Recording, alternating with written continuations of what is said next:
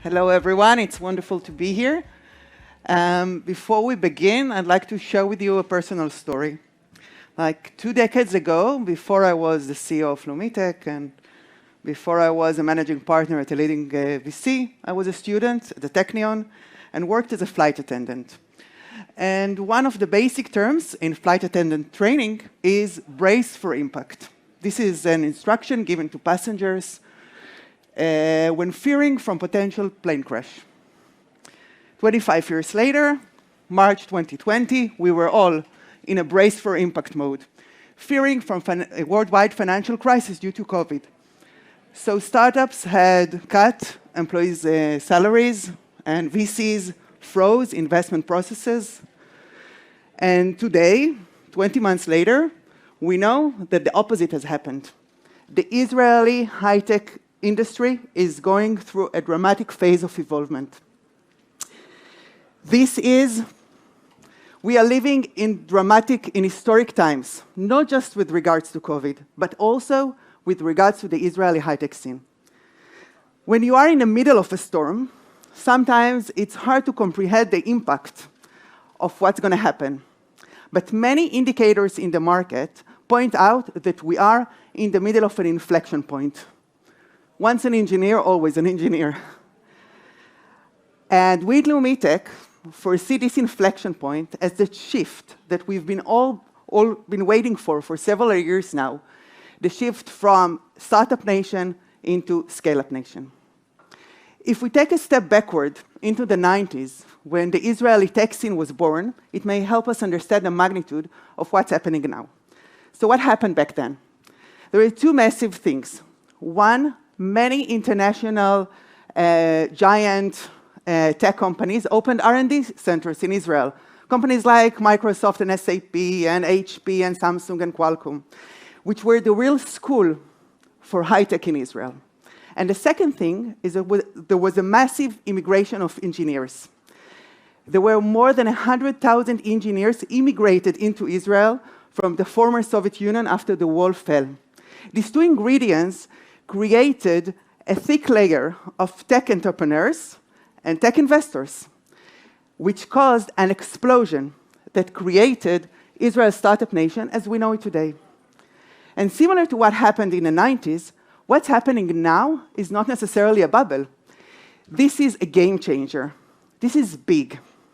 And let me walk you through why we see it this way. So what happened in COVID? We stayed at home, we shopped from home, we consumed health services from home, and during quarantines, we played at home. So companies like Globally in e-commerce, international e-commerce, and Moon Active and Playtika in casual gaming. They all rocked. We also worked from home.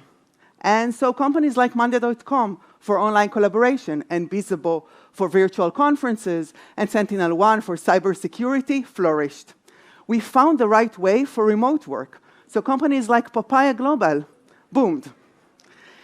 So COVID created a fundamental, tangible change in the market. And those companies that succeeded actually built the infrastructure for this new economy. And when looking, basically, what we saw is that those companies and the rest, their operation rocked. Sales boomed. We saw in the operations of our clients growing in an exponential rate over this time. For example, let's take public companies like Globally. During this COVID time, their sales, their revenues grew over 3 times, from around $60 million into over $200 million. If we take SentinelOne, their sales grew around 3 times as well, from around $50 million to around $150 million. And all these companies are still expected to grow in high double-digit rates this year as well. So, basically, the Israeli companies that succeeded have put themselves strategically as the building blocks of this new economy. And building blocks get high multiples. Investors who dream of being part of the foundation of new economy went all in with their investments. and gave those companies the means, investments, and valuation in order for them to go all in. So where does it take us? There is a lot of cash in many companies. We saw in our data that 1 out of 5 growth companies have raised this year over $60 million in average. This money is put in the companies at early stage, and it's actually being used as seed money for research. So much resources in such early stages creates boom of innovation. That's technology innovation, and product innovation, and business model innovation. So there is a lot of cash in many companies, not only VC money. See what happened to IPO proceeds. They grew from $1.6 billion into nearly $10 billion. Part of these proceeds are going to employees' ESOP, and not only to the 3 entrepreneurs, but also to the first dozens of employees, who now not just have the means, but they experience firsthand what it means to build a unicorn. Those are the entrepreneurs of tomorrow. Do you know, for example, that one of the founders of Monday.com is an ex-Wix employee? Now imagine employee number 10 at Monday.com or at IronSource. Who knows what companies they will establish? Remember that there is a lot of cash in many companies. We have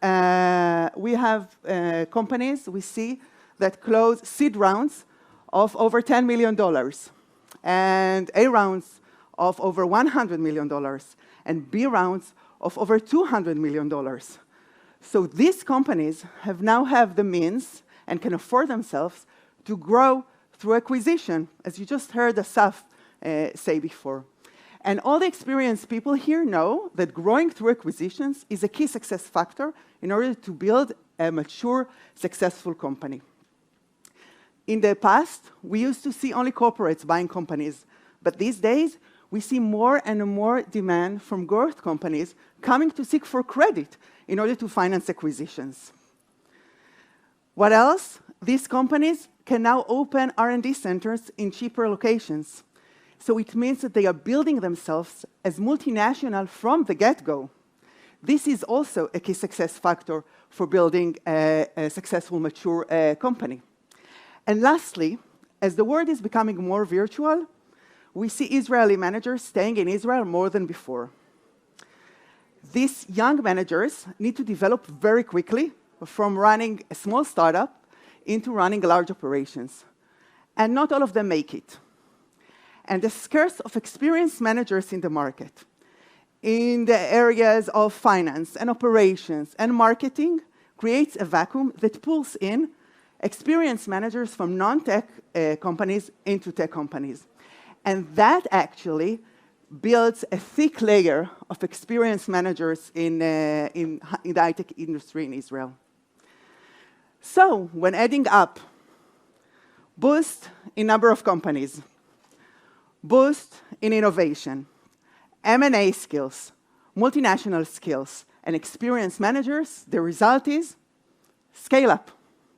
Same as the 90s created the startup entrepreneurs, COVID creates the scale-up entrepreneurs. We can't even begin to imagine where this change will take us. But what I can tell you is that the Israeli tech industry today is the place to be. Thank you. Toda raba.